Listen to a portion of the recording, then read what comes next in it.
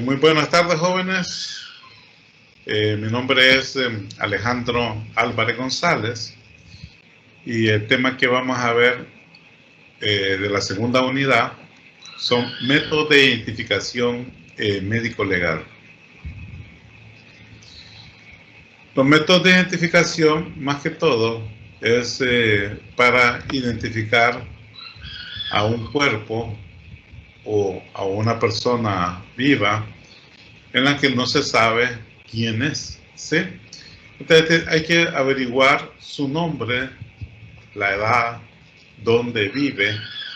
Entonces todo eso es muy importante para la parte judicial, la identificación de esta persona, ya sea para identificar a la víctima, como también para identificar al victimario.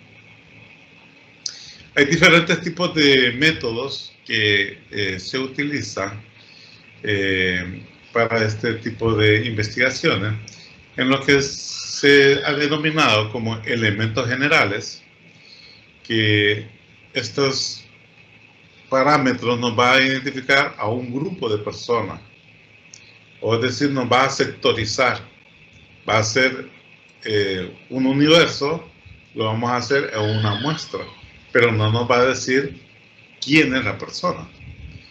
Y los elementos individuales, ese sí nos van a identificar a la persona propia, ¿sí?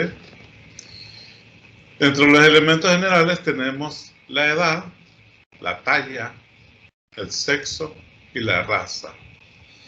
Y dentro de los elementos individuales tenemos la huella dactilar, el retrato hablado, grupos sanguíneos, identificación a través de los pelos, características de los dientes, a través de la escritura, a través de lo que es el habla, ¿sí? Hay diferentes métodos individuales, pero esto me va a decir quién es la persona, solo una persona, ¿sí? Veamos acá que dentro de los métodos generales,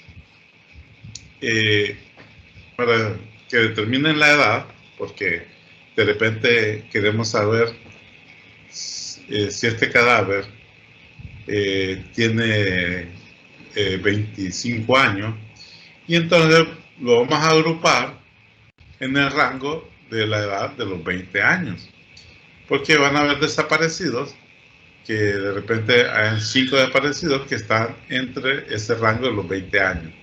Pues dije 20, 21, 22, 23, 24, 25. Y entonces nos elimina a todas aquellas personas que están reportadas como desaparecidos que tienen mayor edad o menor edad de ese rango. Y entonces así vamos disminuyendo la brecha de la investigación. ¿Cómo se determina la edad? Bueno, estudiando cómo está el sistema piloso, es decir, las características del pelo, del cabello, si son finos, son delgados o son gruesos, el color del pelo también, si son canosos, ¿sí? O ya están pintados. La piel de la persona nos puede decir también la edad de la persona, ¿sí? Porque si ya presentó las primeras arrugas, las arrugas en el ojo, en la parte frontal, o la caída de colgajo de piel, ya entonces nos va diciendo, nos dice, perdón, qué edad aproximadamente tiene. Los puntos de osificación, para recordarles, es aquel, el hueso, cada hueso tiene un lugar donde va a crecer, los discos de crecimiento. Y esos, cuando se van cerrando, cuando se van calcificando, a eso se le llaman los puntos de osificación. Entre más pequeño es la persona, más joven, recién nacidos, niños, estos discos de crecimiento son grandes y en radiografía se ven que son de bastante grosor. Vemos una radiografía de un hueso y vemos que en los extremos, en la diáfisis, se encuentra una línea oscura. Vemos que el hueso es blanco, pues es radiopaco, pero hay líneas ahí cerca de la diáfisis, que es oscura, y esos son los discos de crecimiento. Entre más joven esté, más grueso. Y en lo que se va acercando a la edad de los 20 años, entonces va desapareciendo ese disco de osificación, ¿sí? También tenemos que la sínfisis pubiana nos puede determinar el desarrollo del pubis, nos puede determinar la edad de una persona. La evolución dentaria, que ya la vamos a ver más adelantito, cómo vamos a hacer una identificación individual a través de los dientes. Pero la evolución dentaria, hay un periodo de tiempo en la que va saliendo los dientes de leche, luego los dientes ya permanentes, y entonces todo eso nos va dando un lapso de tiempo y nos va dando una edad. O así como decir cuál fue el primer diente que le sale a los niños de dientes o de residuos, o cuál es la última muela que le sale a qué edad, pues a los 20 años, ¿sí? Y también hay fórmulas especiales en que podemos medir un hueso y nos puede dar una edad aproximada. También nos puede dar, dependiendo de la talla de la persona, nos puede dar la edad de la persona también, ¿sí? La determinación de la talla, que es otro elemento general, más que todo, es tomar una medida de un hueso, la longitud del hueso, la circunferencia del hueso. Disculpa que está adelantando la diapositiva ella sola, no lo estoy haciendo yo. Entonces, estos parámetros que hemos medido en ese hueso, en una radiografía o en una persona, lo vamos a leer o pasarlo a tablas especiales o fórmulas especiales. Y aquí entonces vamos a ver esas medidas y nos va a decir toda esa documentación que hay en esos libros, que de acuerdo al tamaño del fémur, esta persona tiene una talla o una altura de 1,70, ¿sí? Dependiendo de la longitud y el grosor del fémur. Sí tenemos que establecer cuál es la raza, las características fisiológicas de la población en general, para que hagamos esa comparación, ¿va? Esto, más que todo, lo vamos a hacer a través de esas especialidades que ya existen, y nosotros lo único que tenemos que hacer es tomar la medida y verificarlos en los libros. De ahí tenemos la determinación del sexo como método general, ¿sí? Como método general. El sexo, pues es fácil hacer la determinación del sexo femenino si vemos sus genitales externos, las características primarias, las características secundarias sexuales. Dentro de las características primarias, pues la mujer va a tener los genitales externos, los labios mayores, labios menores, el glítoris, dentro de lo interno es el canal vaginal, el cérvix, el útero, las trompas de Falopio y los ovarios, ¿sí? Y en el masculino, pues vamos a ver dentro de los genitales externos el glande, el prepucio, el pene, los testículos, y dentro de los internos, pues vamos a ver las gónadas, como la próstata. Entonces, eso en sí es fácil, pero el problema es cuando tenemos un cadáver antiguo que ya no tiene genitales, ni genitales externos ni genitales internos. Entonces podemos buscar otras formas, como la forma del tamaño de la pelvis ósea, que ya la vamos a ver, algunas características que las vamos a ver o investigar en el cráneo, y el tamaño de los incisivos, de los dientes de adelante, ¿sí? También podemos hacer la identificación del sexo a través de lo que se llama la cromatina sexual o cromatina de Barr o corpúsculo de Barr en sus componentes XY, que para las mujeres, XY para los hombres, ¿sí? Ahorita vi un informe en el que el método de Barr muestra la seguridad suficiente para ser admitido en biología con fines de diagnóstico del sexo humano. Todavía se sigue utilizando, pero antes se utilizaba a través de la sangre, porque es lo que había, normalmente lo que se encuentra en la escena.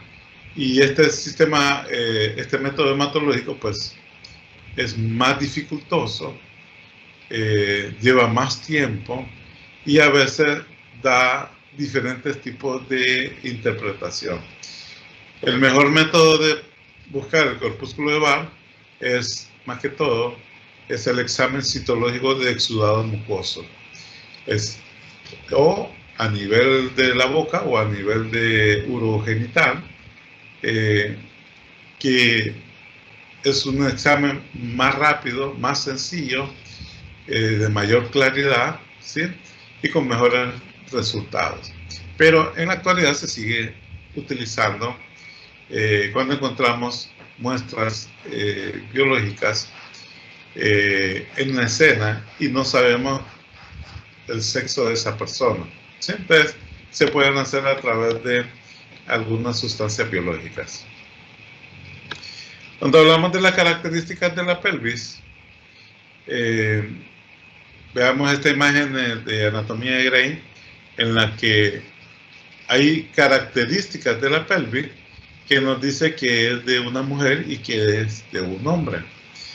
Si hablamos aquí de este ángulo, vemos que este ángulo en la pelvis solo tiene 50-60 grados, y aquí es más ancho, de 80 a 85 grados. La cavidad pelviana es circular en las mujeres y en el hombre es casi triangular. Por algunas disposiciones, como las espinas ilíacas, ¿sí? La parte de atrás del sacro y la forma del arco, ¿sí? Es casi triangular. En este caso, aquí no va a poder salir o pasar la cabecita de un niño. Pero en este caso, miren, es más redondo, las espinas son más cortitas, el sacro es más extendido, más curvo, y por lo tanto puede permitir el paso de la cabecita del niño, ¿sí? Aquí están en la parte de abajo están las características de la pelvis ósea a nivel femenino y a nivel masculino, para que ustedes vean que hay diferencias notables entre una pelvis.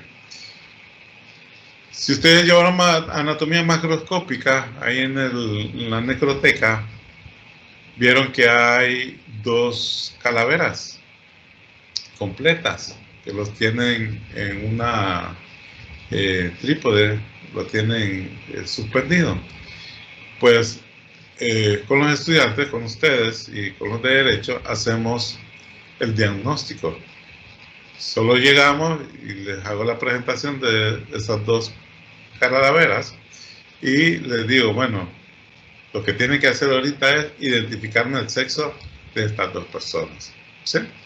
Y entonces, claro, primero les enseño esto y luego nos vamos a la práctica. Y entonces, al 100% ellos dicen, este cuerpo es femenino y este cuerpo es masculino, ¿sí?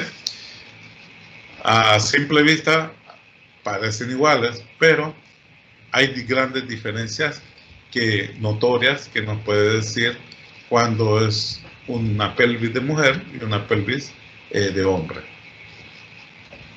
Acá tenemos, miren, un hueso masculino casi triangular, ¿sí? Miren.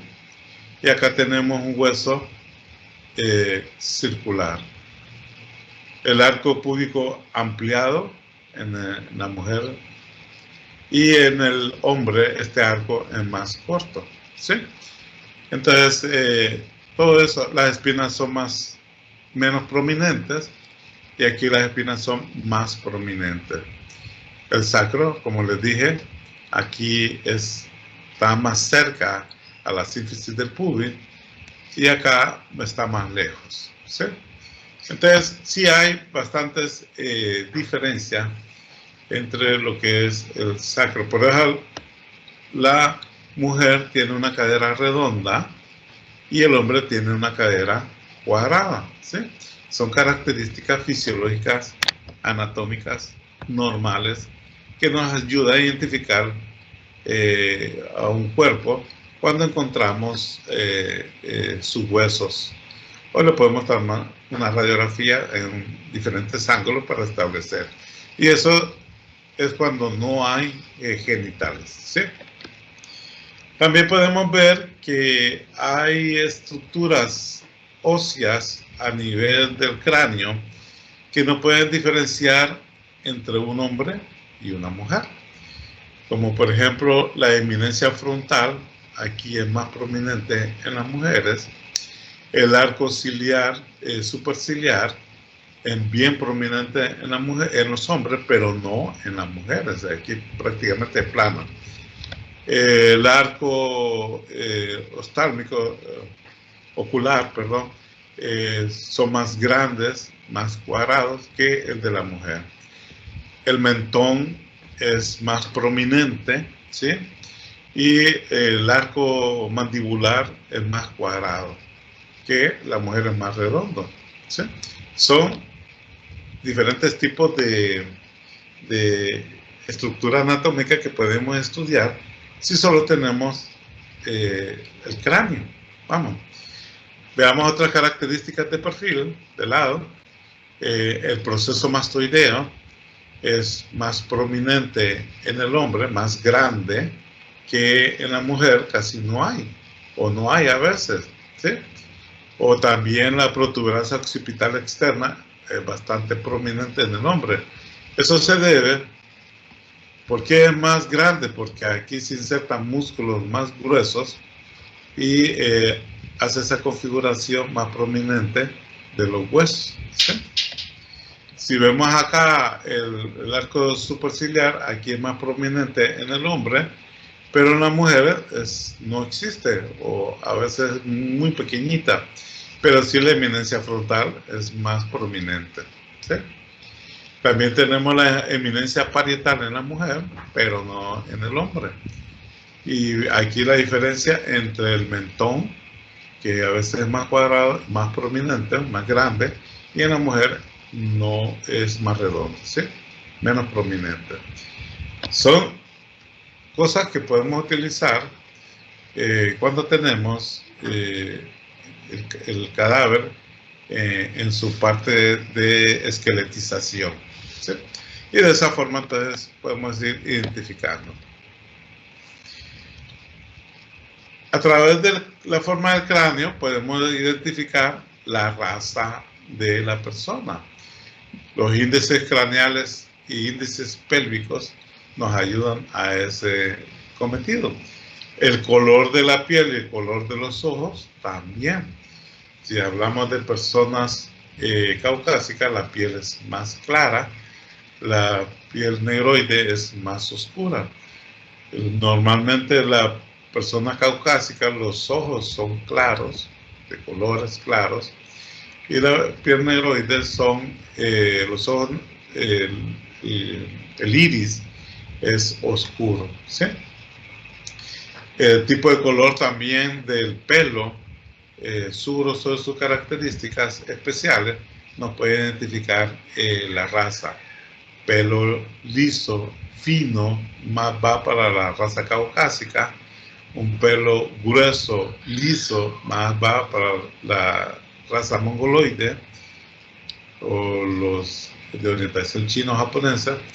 Y un pelo grueso y rizado, colocho, más da para la raza negroide. ¿Sí?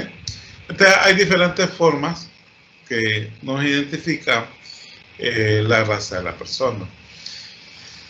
También al investigar la facie o la cara de la persona con algunos elementos como las órbitas, las fosas nasales, el maxilar superior, la primera molar inferior y el incisivo superior, para que vean acá que hay diferencias notorias entre las diferentes razas.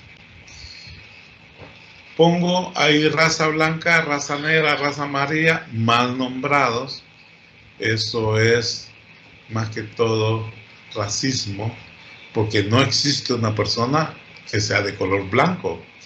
Tampoco existe una persona de que sea de color negro. Y tampoco existe una persona de color amarillo. ¿Sí?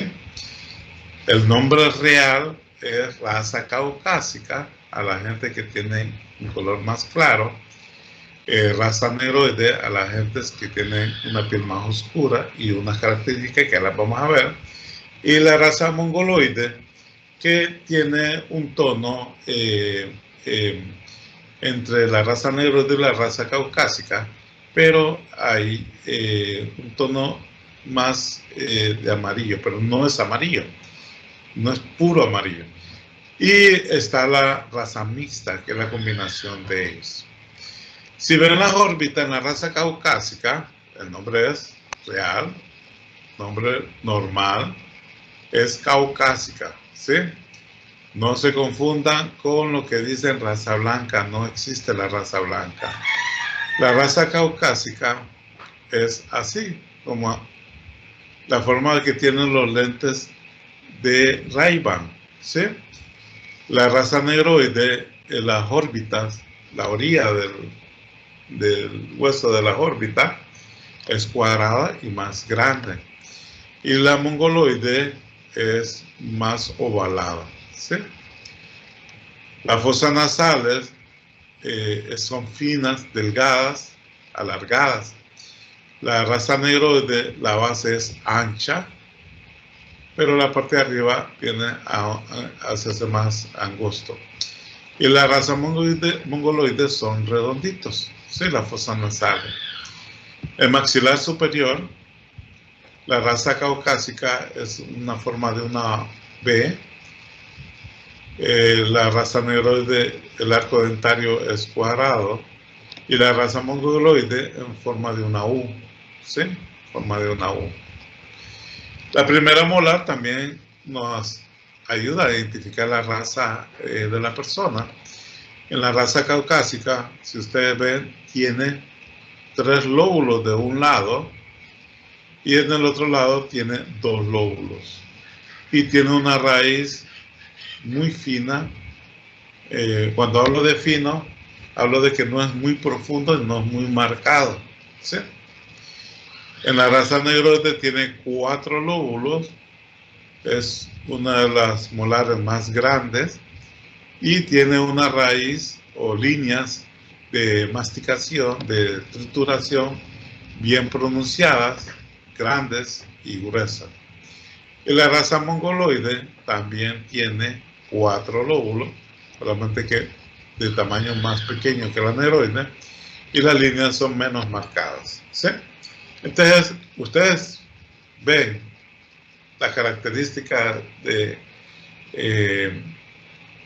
la mandíbula y del arco dentario maxilar y podemos hacer diagnóstico de raza, ¿sí? Los incisivos son más delgados, altos en la raza caucásica. En la raza negroide son grandes y anchos, pero la raza mongoloide son mucho más grandes todavía, ¿sí? Entonces nos pueden hacer una identificación. Todo esto son elementos generales. No me dice quién es, pero me dice a qué grupo pertenece. ¿Sí? Ahora vamos entonces con los elementos individuales. Es decir, son aquellas características que me van a identificar a la persona, a una persona. Y eso va a depender de características o señas propias de cada individuo, como por ejemplo el retrato hablado. Ya vamos a ver un ejercicio que en el retrato hablado puede existir un dibujante o pueden ser software en las que podemos utilizar para hacer un retrato.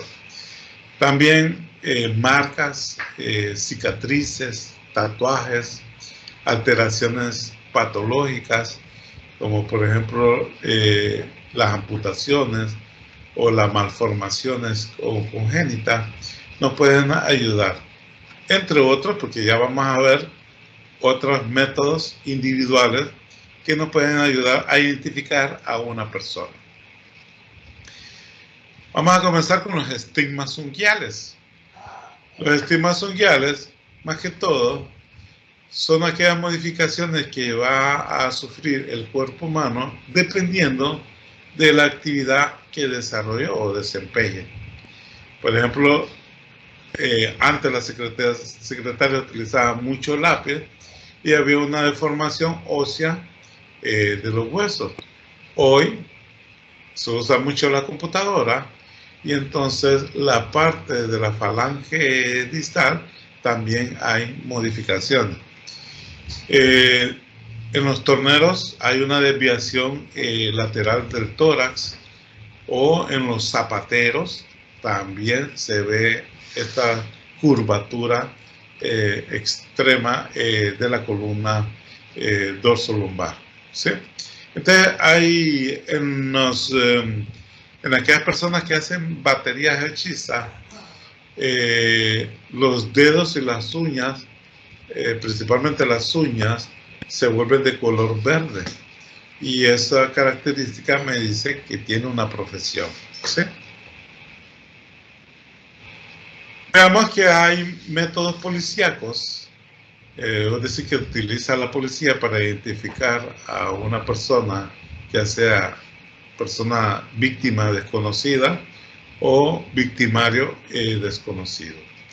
Entre ellos tenemos 4 principales, que son los métodos antropométricos, métodos dermatopapiloscópicos, que estudian las huellas, identificación por la escritura, identificación por la voz. No significa que solo esos existen, hay más métodos que ya los vamos a ir discutiendo. ¿Sí? Veamos los métodos antropométricos.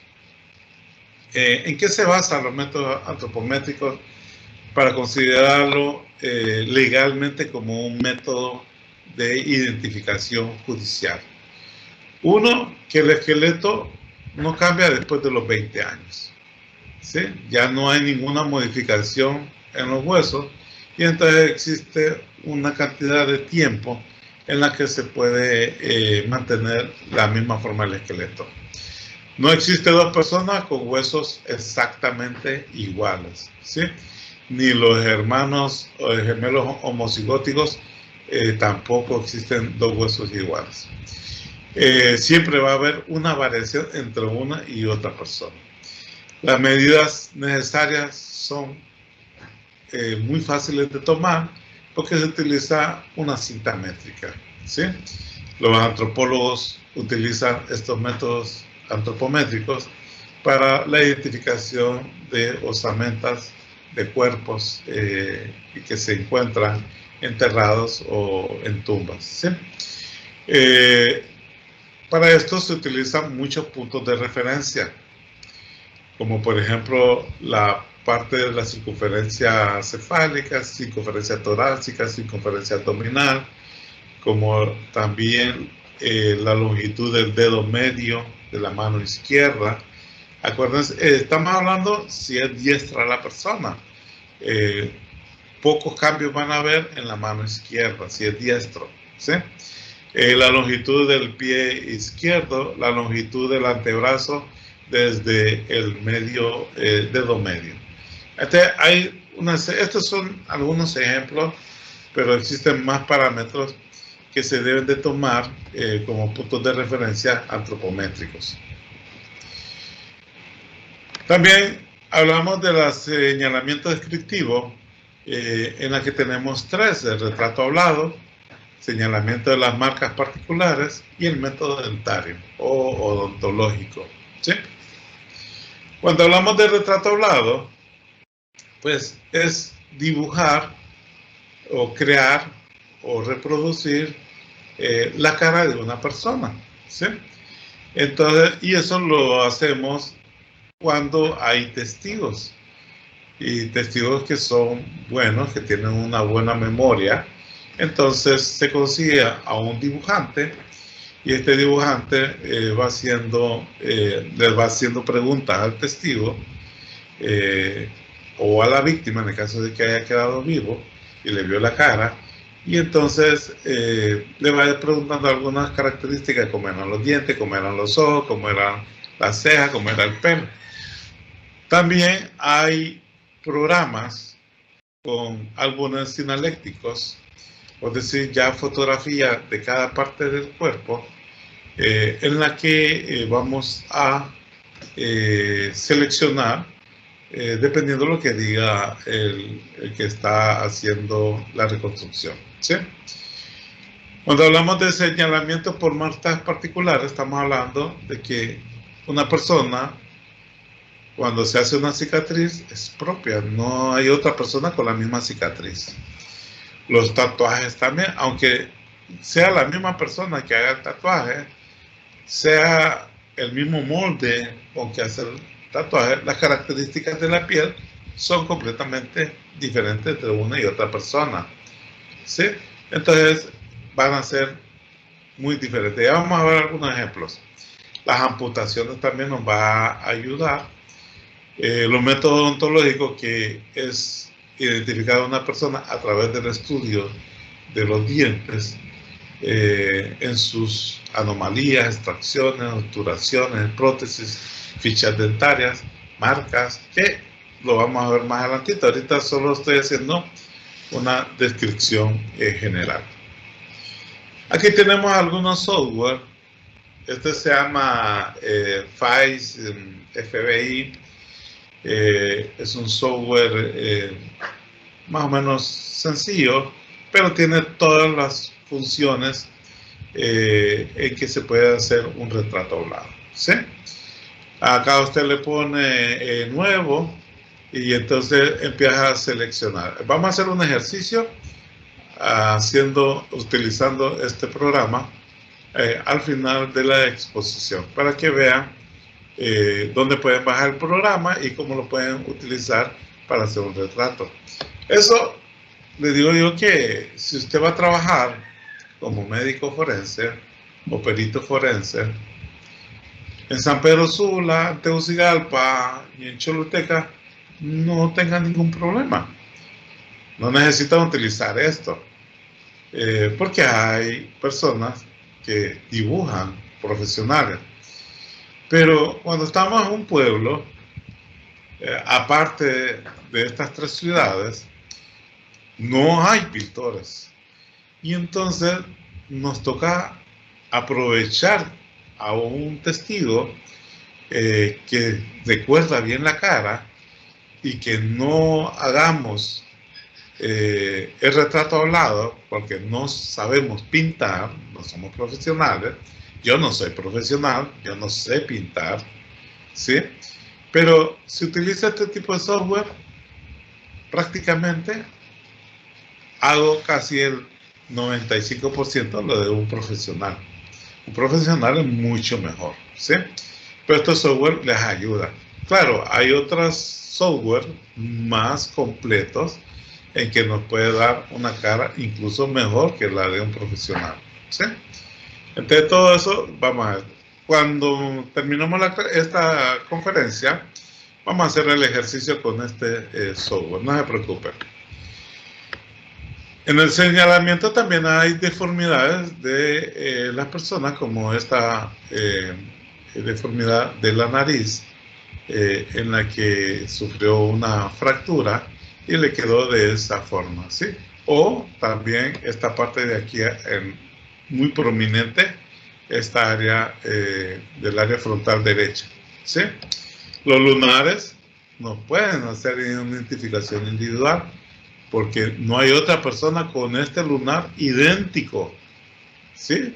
Podemos hacer las medidas, la altura, el ancho, y vamos a ver que otra persona tiene un lunar ahí cerca, pero no es el mismo. Las cicatrices tampoco vamos a ver que hay otra persona con la misma cicatriz por las características de la piel.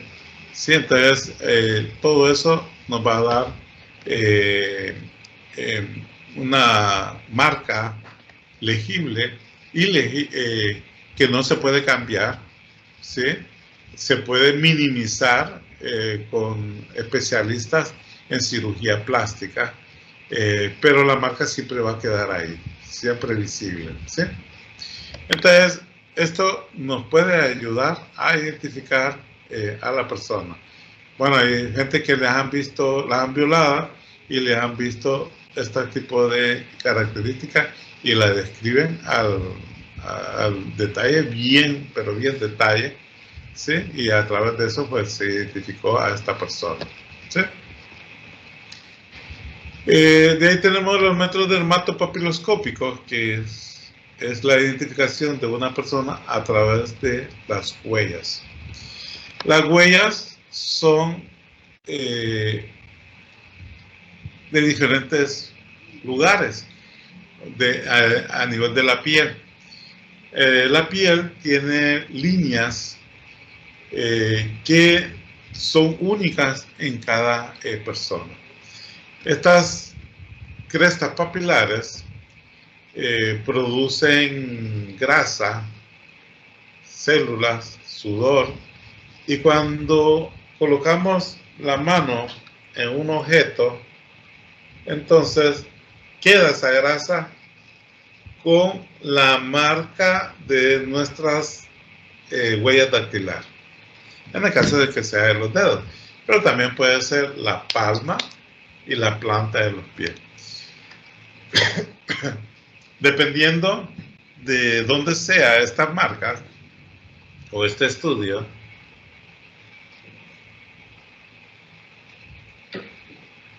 va a recibir el método o la técnica. Cuando estudiamos las huellas de los dedos, el pulpejo de los dedos, se llama dactiloscopía y la más utilizada. La permatoscopía es la de la planta de los pies. La palmetoscopía es la palma de los pies. Y la poroscopía de la piel, ¿sí? ¿Por qué razón, les pregunto a ustedes, por qué razón a los recién nacidos no se le hace dactiloscopía para su identificación?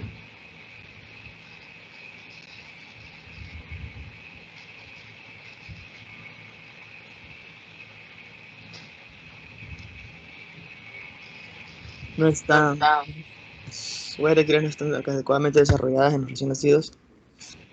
Así es, está liso, no tienen huella dactilar, no se ha desarrollado las crestas papilares a nivel de los dedos, pero sí lo podemos ver en la planta de los pies. Por esa razón, lo que le hacemos es ponerle tinta a la planta de los pies y ahí lo ponemos en un papel y ahí queda ya registrada su huella. Y es una forma de algún error de que hubo, no se puso la identificación adecuadamente, se confundieron. Entonces, esta huella de la permatoscopía, que es la huella plantar, nos puede hacer esa identificación, ¿sí? Veamos algunos ejemplos de palmetoscopía. Este es mi mano, ¿sí? La parte de la palma. Esta otra que está acá no es mi mano, la que está en blanco, ¿sí? Esta la bajé hoy en la web, ¿sí? Si ven, aquí tienen todo un montón de líneas y todas estas líneas de la palmetoscopía lo estudia, entonces nos sirven para identificar a esta persona, ¿sí? De ahí tenemos la permatoscopía, que es la que le hacen a los bebés, a los recién nacidos, y aquí vemos también líneas de identificación que son únicas para esta persona, ¿sí? Entonces, al estudiar todas estas líneas, se puede identificar de quién eran esos piecitos, ¿sí? Y la más utilizada es la dactiloscopía, que es tomada en la huella dactilar. Vamos. Estas son las crestas papilares de la piel, perdón. Estas son las crestas papilares de la piel y hay diferentes clasificaciones. Yo acá les puse una clasificación bien sencilla, ya antigua, de sistema de Galton-Henry, que también se sigue utilizando, pero hay otras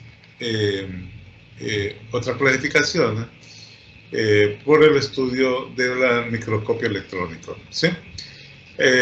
Hay crestas papilares en forma de arco, en forma de lazo, en forma de remolino, múltiples combinaciones, ¿sí? Y cuando estudiamos cada línea de la cresta papilar, vamos a ver que tiene un núcleo, que tiene la parte que cubre el núcleo, que tiene una línea, y esa línea puede tener diferencias enormes, tanto que no existen dos personas con la misma huella dactilar, a excepción de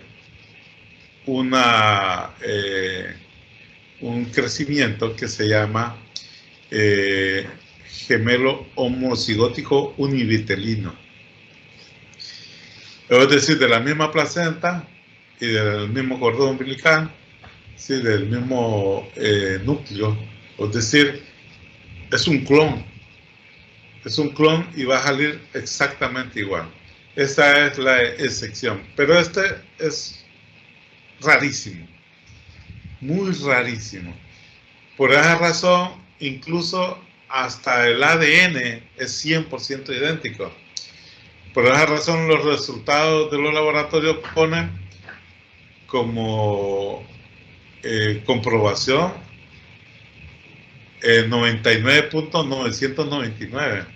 Hay un 001 que se lo dejan al gemelo homocigótico univitelino, ¿sí? ¿Cuáles son los principios legales que establecen que la huella dactilar se utilice como método de identificación ante una investigación de un homicidio o de un delito? Uno, que son absoluta e infinitamente diferentes. Es decir, no va a haber dos personas con la misma huella. Son inmutables, es decir, que no la podemos cambiar. La puede desgastar o la puede eliminar, pero no se pueden cambiar. Y el otro es que la huella no se la puedo pasar a mi hijo, ni mi papá me puede pasar la huella de él. Va a ser completamente una huella nueva. No se hereda, ¿sí? Antes, y en los pueblos, se hace un cotejo de huellas por el microscopio visual directamente. Claro, esto se tarda mucho tiempo, ¿sí? Pero ahora existen software que han ganado la confiabilidad, tanto en la confiabilidad que se acepta en casos penales, como el Sistema Automático de Identificación Dactilar, que se llama Sistema AFIS, ¿sí? Este AFIS lo que hace es una identificación de huella dactilar automatizada, ya sea a nivel nacional o a nivel internacional, siempre que haya una conexión vía internet con otros países, ¿sí? Lo utiliza el FBI, al igual lo utilizamos aquí en Honduras, en Guatemala. En la mayoría de los países se utiliza el sistema AFIS. El sistema AFIS, lo primero que va a hacerse es hacer un registro, así como hace acá el Registro Nacional de las Personas, ¿sí? Y ese registro pues va a registrar la huella a través de una lente escaneadora y lo va a hacer simple, lo va a hacer rodada. La huella rodada es cuadrada, ¿sí? Lo va a hacer de los dedos, va a hacer de la parte de la falange distal, falange media como las que están aquí abajo, estas de acá, falange distal, falange media y falange proximal, ¿sí? Este es el ejemplo de una huella del pulgar, ¿sí? Ahí ustedes ven que tienen bien clara las crestas papilares. Cuando ya tenemos el registro de los sospechosos o una base de datos de la población, entonces la huella que se levanta en la escena se hace una comparación automáticamente. Él va a buscar la computadora, el software va a buscar varios puntos y van a establecer las características de las líneas de cada de esos puntos para si son idénticos o no son idénticos. En este caso, vemos acá una huella latente encontrada en la escena y una huella que se registró del sospechoso y dio positivo al 100%, ¿sí? Y de esa forma se identificó. Y lo hace rápido, es decir, no se tarda semanas o meses, como cuando se hace manualmente, sino que lo hace en segundos a minutos. Y te da una identificación inmediatamente, ¿sí? También otro método es marcas que nos quedan, como por ejemplo las amputaciones. Las amputaciones de cualquier parte de nuestro cuerpo nos puede ayudar a identificar. Así también como las cicatrices anómalas, las cicatrices queloides que le crecen a las personas, o una cicatriz normal, puede servir como método de identificación. Los tatuajes, que son introducción de polvos debajo de la piel, nos pueden ayudar a identificar a una persona. Hay diferentes tipos de tatuajes, como tatuajes decorativos, que estamos hablando de paisajes, flores, pero también pueden ser tatuajes de este tipo de fotografías en la que esta persona estaba muy vinculada a lo que es pensamientos de que Dios y la religión le decía que matara a la persona, ¿sí? Con carácter religioso, pero con una conformación idealista diferente a lo que es la religión, ¿sí? También están los identificativos, como por ejemplo el ancla de los marineros, los timones, un jaguar, la de los Boy Scouts, ¿sí? Entonces hay diferentes tipos de tatuajes, o la de las maras, la M13, Salvatrucha, tienen sus características de los tatuajes que lo identifica a ese grupo. Otra característica, otro tipo de tatuajes son los médicos. Los médicos hablando de aquellas personas que se drogan o se inyectan periódicamente, entonces la aguja, cada vez que entra la aguja, va produciendo una cicatriz. Y como se aplican varias pullones con la aguja, entonces va haciendo que la cicatriz sea más marcada, entonces se va formando la cicatriz de las agujas. También las prótesis, como por ejemplo esta prótesis ocular que se encontró en un cadáver, esta prótesis de este ojo tenía el código, se buscó el código y en el código pues decía que el dueño de esa prótesis era fulano de tal, y de esa forma se identificó.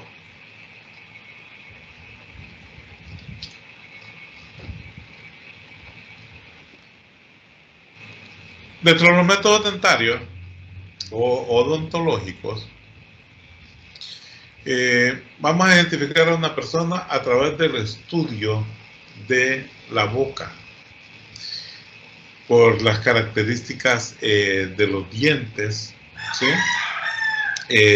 Por las características de la lengua, por las características del paladar duro y del blando, por las características de los labios, ¿sí? Ya vamos a ver algunos ejemplos. Vean acá que esta osamenta, este cráneo, está con todos sus dientes completos, incluso tiene metales, ¿sí?, separados. Podemos ver como elemento general la forma del arco dentario. Podemos ver las características de la primera molar. Miren que solo son 4 lóbulos acá, con una raíz bien profunda, ¿sí? Entonces eso nos puede ayudar. Otra técnica que podemos utilizar es la radiografía. Hacer la identificación a través de la radiografía de una persona.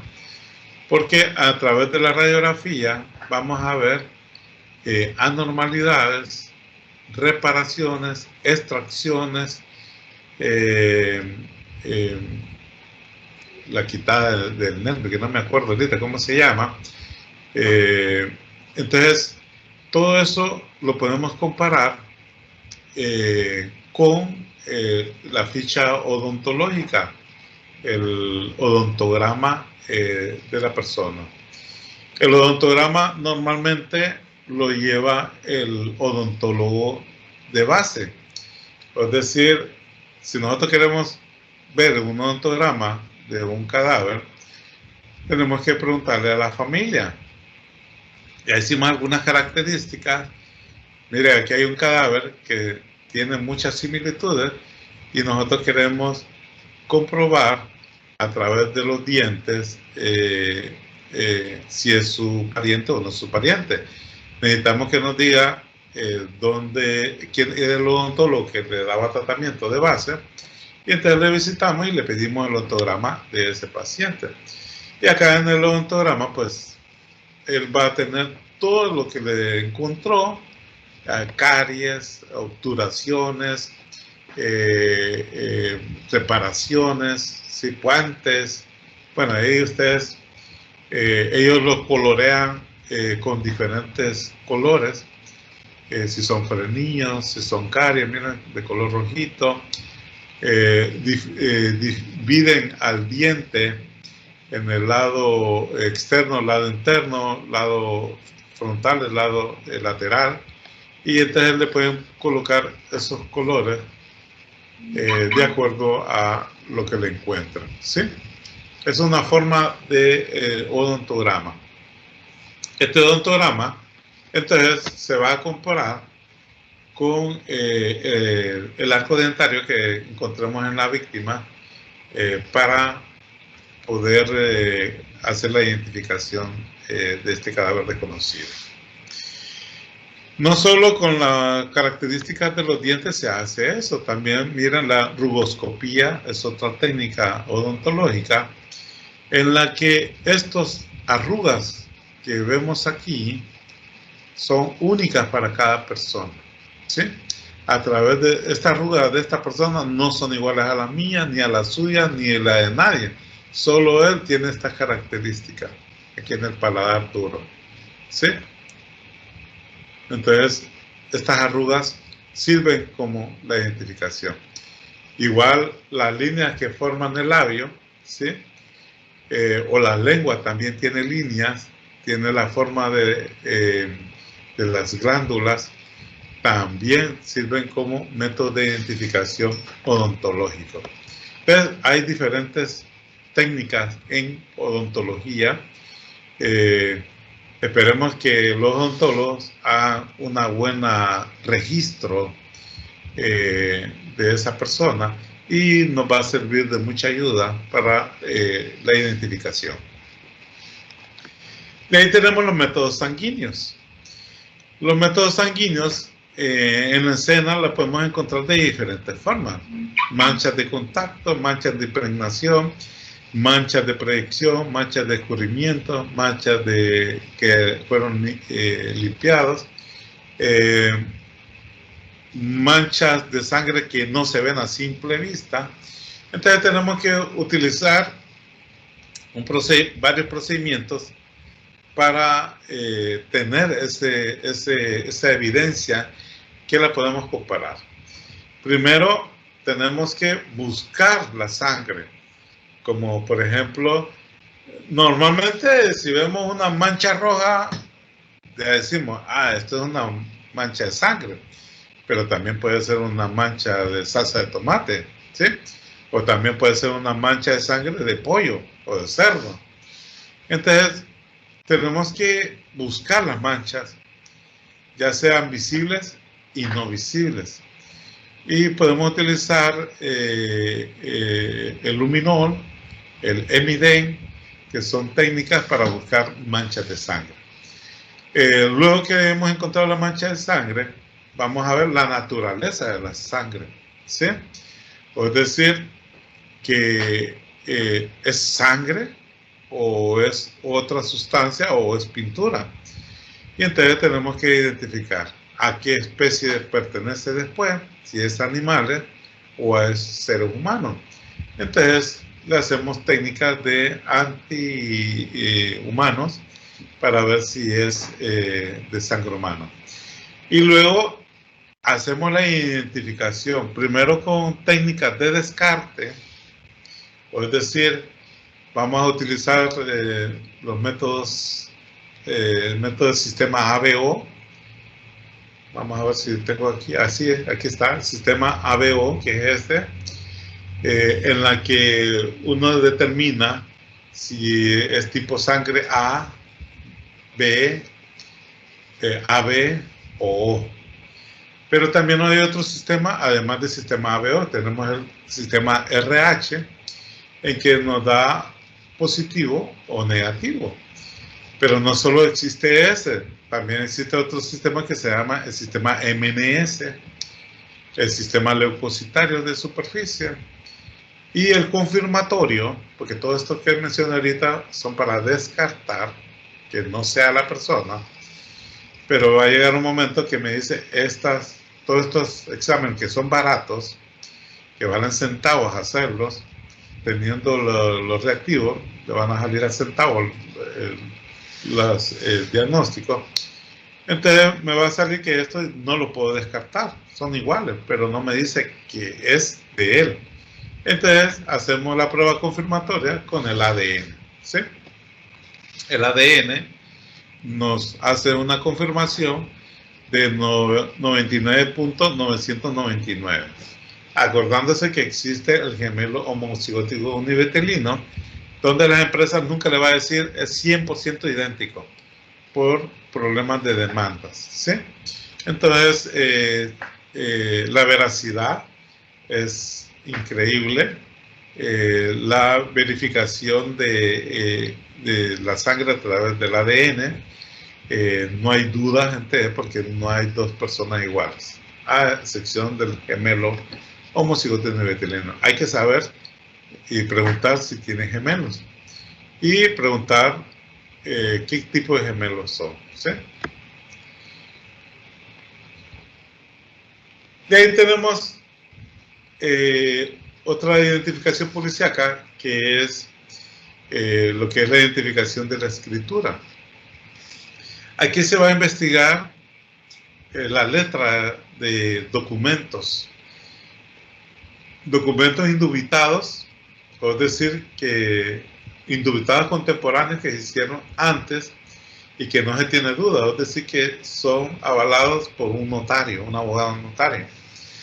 Un documento original, que es la carta de amenaza, y un documento dictado al sospechoso, que no diga las palabras que escribió en el documento, pero que tenga las letras que están en el documento de amenaza, ¿sí? Porque él puede cambiar las palabras. Y también el documento indubitado, uno determina que no cambió la letra esta persona, ¿sí? Entonces, de esa forma podemos hacer una identificación a través de la escritura de esa persona. Documentos de amenaza, cartas de amenaza, todo eso. Hay gente que lo hace de periódicos, empieza a cortar un montón de letras y los pega, ahí les queda también la huella dactilar.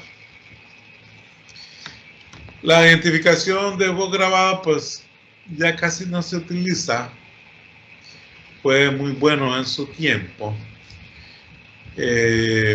pero hoy existen computadoras, aunque sea de las peorcitas computadoras, con un buen software, le pueden simular la voz suya al 100%. La frecuencia, la amplitud, el arco, al 100% idéntico. Y entonces, como existe ya estas computadoras, estos software que a usted escriben, le grabaron su voz, la computadora va a medir todas las secciones del sonido que usted hace, y entonces lo reproduce y usted solo pone lo que quiere que la computadora diga con las marcas sonoras suyas, y sale 100% idéntico. Por esa razón, a menos que se sepa el origen de la voz, de la llamada, ¿sí? Que sea un origen confiable y que sea de, como por ejemplo, que sea una grabación de Hondutel, pero que tenga un registro, hora, fecha, de quién es y que se ha grabado, tiempo. Entonces, si ya se sabe la fuente, se puede aceptar como medio de prueba. Pero si una fuente desconocida, que alguien manda un CD, un DVD, una de memoria con una grabación y no sabemos la fuente, no tiene ninguna validez, ¿sí? Al investigador le puede servir para ver un camino y seguir investigando, pero como elemento de prueba, pues no le va a servir para nada, ¿sí? Pero puede ir buscando otra cosa para confirmar o descartar esa grabación. Bueno, no sé si tienen alguna pregunta. Con eso vimos de una forma rápida los métodos de identificación. No significa que está completo. Los métodos de identificación es grandísimo, ¿sí? No sé si tienen alguna duda, pregunta, comentario que quieran hacer.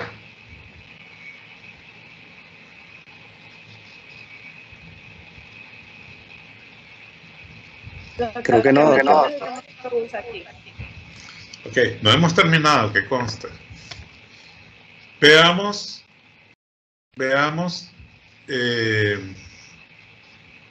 el programa que les dije sobre ese programa. Aquí lo tengo ya cargado, se llama Face SPBI.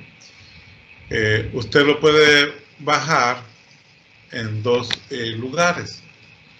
Puede usted colocar aquí Álvarez, una EBS, wordpress.com, ¿sí?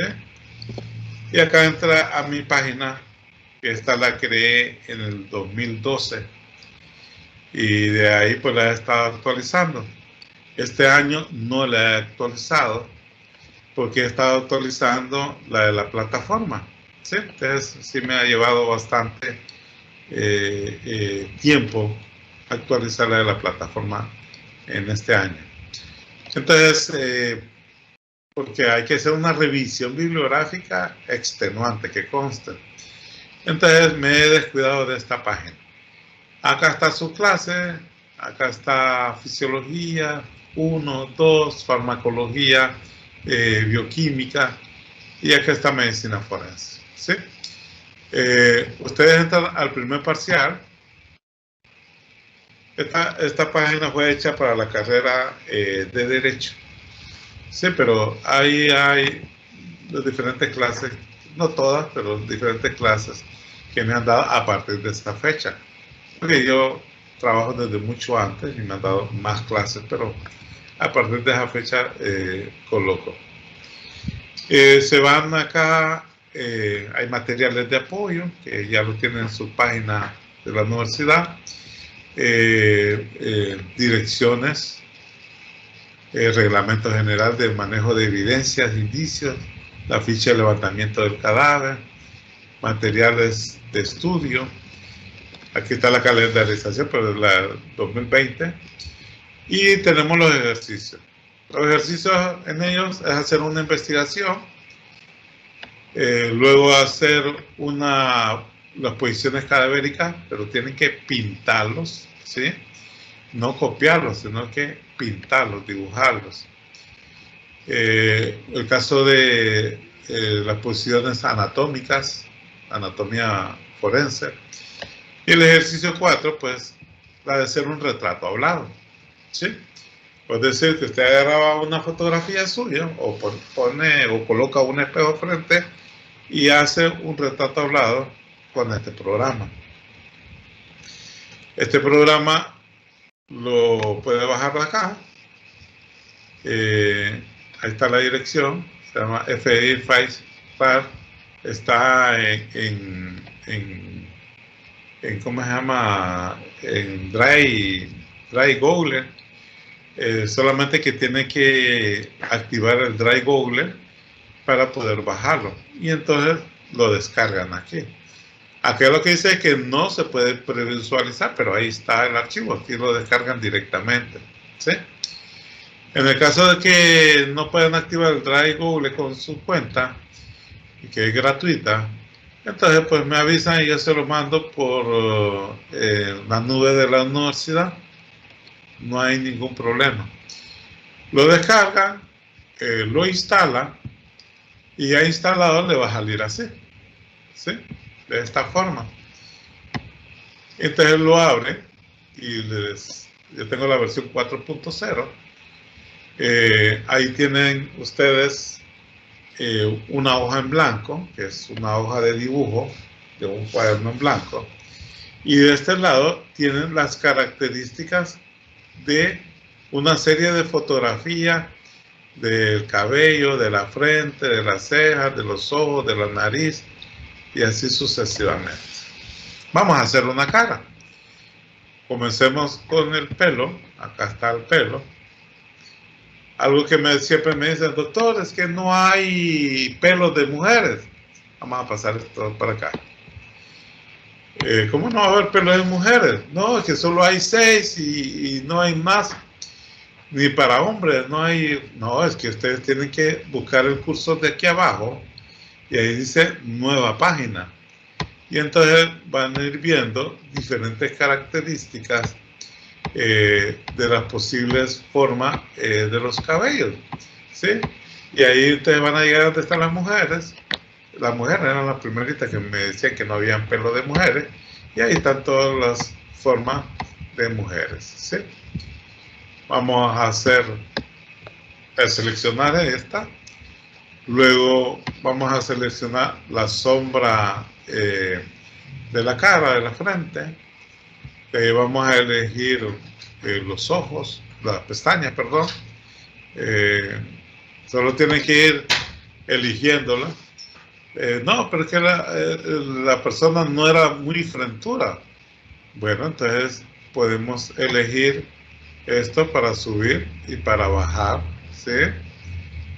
Que era un poquito más ancha. Bueno, entonces vamos a hacerle acá para ir anchando las cejas, o ir disminuyendo, separando o disminuyendo las cejas, ¿saben? Y así sucesivamente. Vamos, como eran los ojos, si eran achinados, si eran gruesos, si eran redondos, todo eso lo podemos ir modificando, ¿sí? Si son más separados, si son más juntos. Bueno, que me equivoqué, no eran esos ojos. Entonces aquí está el borrador. Vamos a buscar otro ojo que no están en esta área, porque eran más claros, más redondos. Vamos a ver esto. Aquí tenemos más redondos, más claros. Y hay de diferentes formas, ¿sí? Luego entonces vamos a buscar la nariz, y así vamos poco a poco viendo cada característica de esta persona hasta crear la cara por completo, ¿sí? También están los bigotes, las barbas. Como una mujer no le van a poner bigotes ni barba, pero también hay sombras. Aquí están las sombras de donde están las cejas, la parte interciliar, ¿sí? Si vemos aquí hay mucho claro, entonces podemos hacer que el pelo se haga más angosto.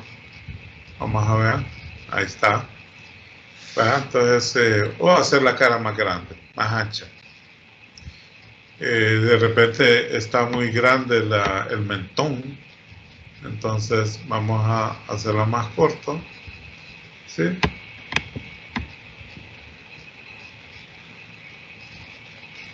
Ahorita no me cambia la de abajo. Vamos a ver aquí, ahí. Entonces vamos a hacerla o más angosta, más ancha. Todo depende de cómo va diciendo la persona, ¿sí? Hasta hacer una cara. Podemos de repente hacer golpes, vamos, ojeras o golpes. Vamos a buscar entre los golpes. Aquí está en el ojo izquierdo, sí, porque también de repente tenga eso. Y luego, cuando ya tiene hecha la cara, entonces le da a buscar acá. En cuestiones de segundos, minutos, le da 5 personas de las que más se parecen con porcentaje, y entonces le dice el nombre, dirección donde vive, todo, siempre y cuando haya una base de datos de esas personas, ¿sí? Y de esa forma se hacen retratos hablados cuando usted de repente no es un profesional haciendo caras. Entonces se puede utilizar cualquier tipo de este software, que es una serie de álbumes sinalécticos, es decir, fotos de diferentes formas de la nariz, de los ojos, de las cejas, de la boca. Entonces, de esa forma hacemos una cara. La publicamos, la distribuimos, y entonces pues algún testigo va a decir, esa persona la conozco, casi se parece igual.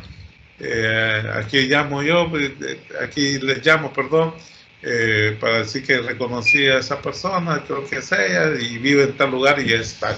Y entonces se investiga, ¿sí? De esa forma es el retrato hablado. Vamos a ponerle no aquí y nos salimos. Bueno, eso era más que todo. No sé si tienen alguna otra cosa. El sistema AFIS, ustedes lo pueden buscar en YouTube, y ahí entonces pongan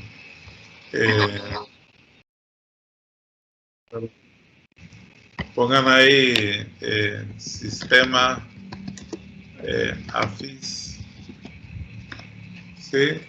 En Guatemala. Vamos a ver, los guatemaltecos tienen un video bien bonito de ese sistema AFIS. Acá está, aquí se lo voy a colocar, solamente que voy a activar el audio, perdón. Bueno, jóvenes, les deseo feliz noche y que tengan buena cena. Mucho gusto y un placer. Vemos, doctor. Ok, doctor. Cuídese igual. Buenas noches, doctor. Gracias. Igual. Buenas noches. Buenas noches.